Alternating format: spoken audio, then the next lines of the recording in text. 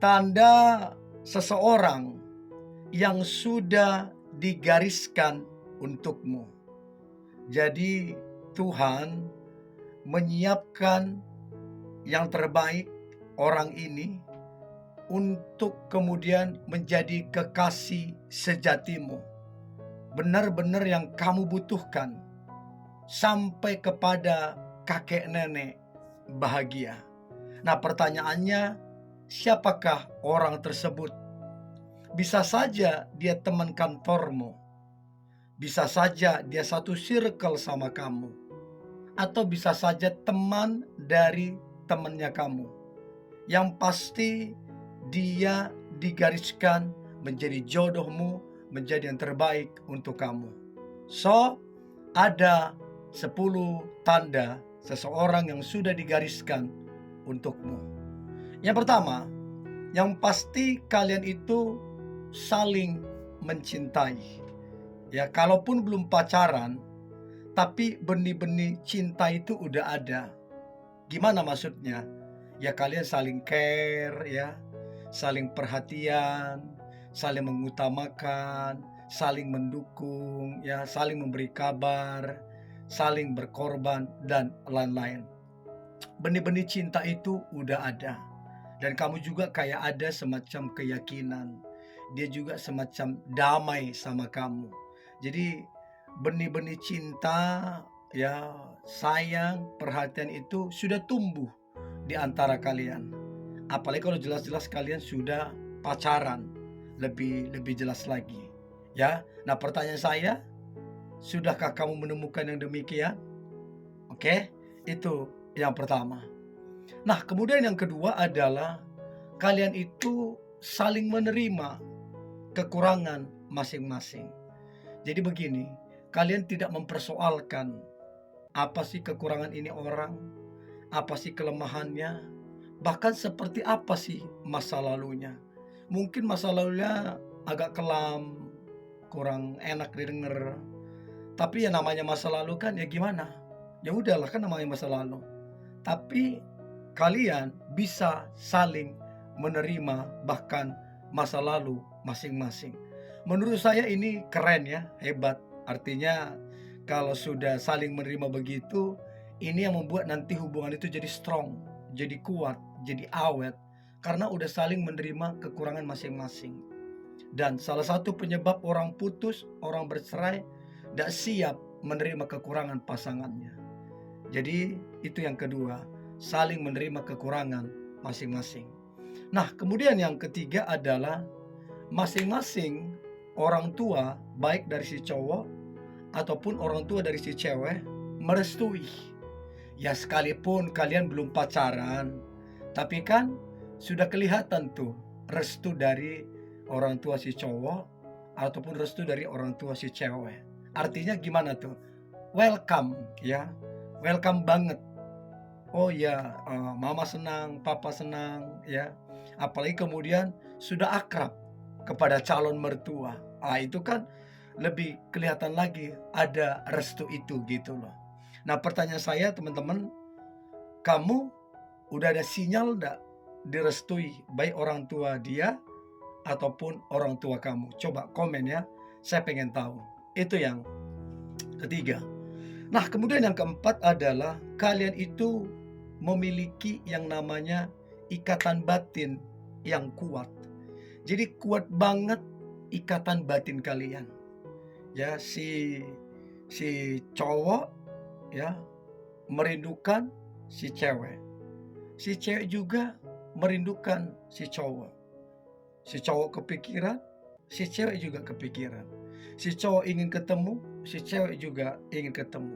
Jadi ikatan batin itu kuat dan itu natural, ndak dibuat-buat. Makanya kalau tiba-tiba telepon ya, sama-sama kecarian tiba-tiba telepon, terus ngomong tiba-tiba rindu, sama-sama rindu, tiba-tiba pengen ketemu dan atur waktu ketemu. Jadi memang sekuat itu ikatan batin itu, dan itu gak bisa dibuat-buat. Itu natural dari orang yang memang ditakdirkan, ya, digariskan. Itu yang keempat. Nah, kemudian yang kelima adalah tanda seseorang yang sudah digariskan untukmu.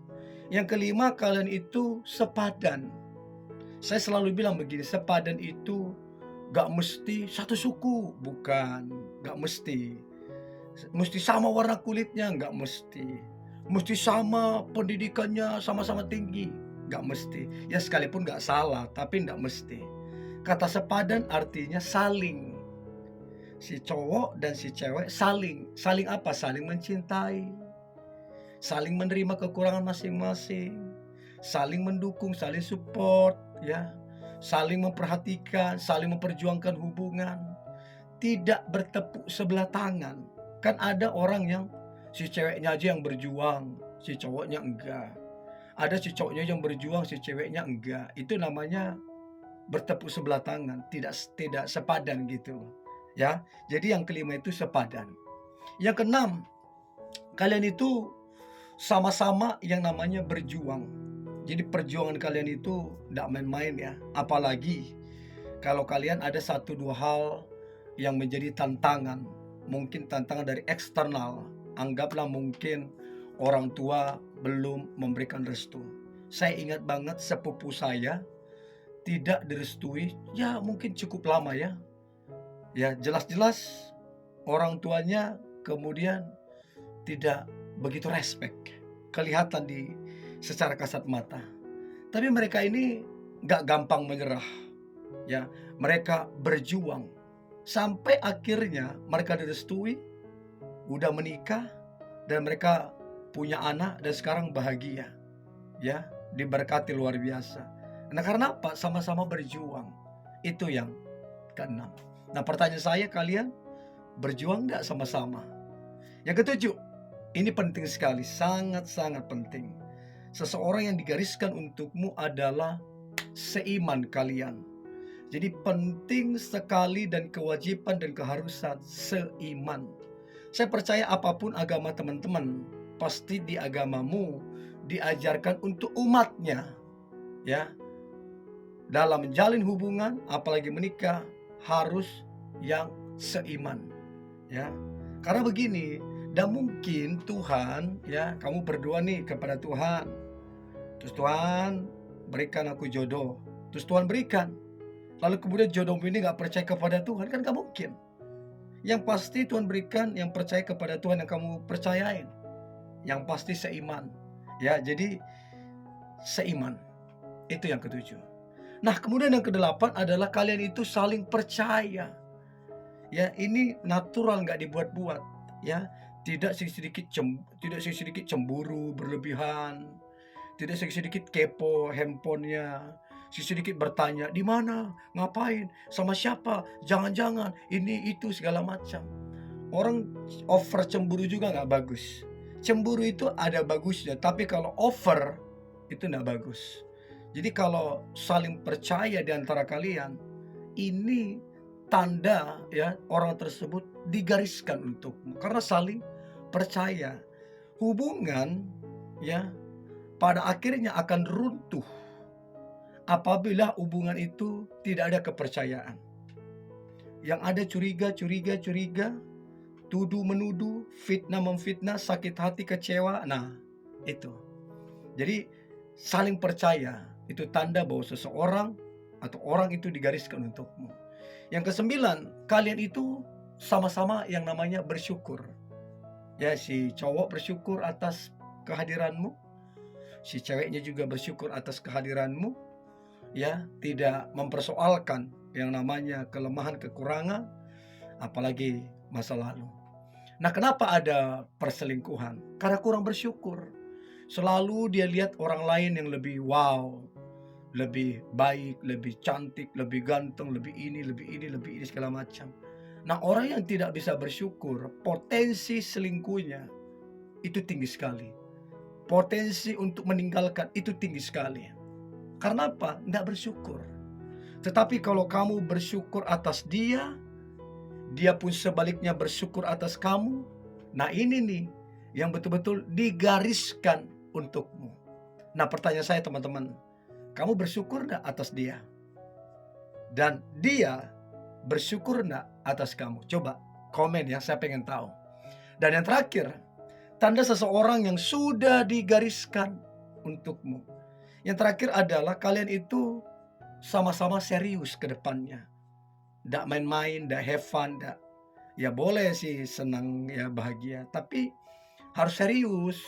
Contoh nih udah 2 tahun, ya bicarakan dong kapan menikah. Dan memang kalian targetnya adalah menikah. Dan jelas gitu loh.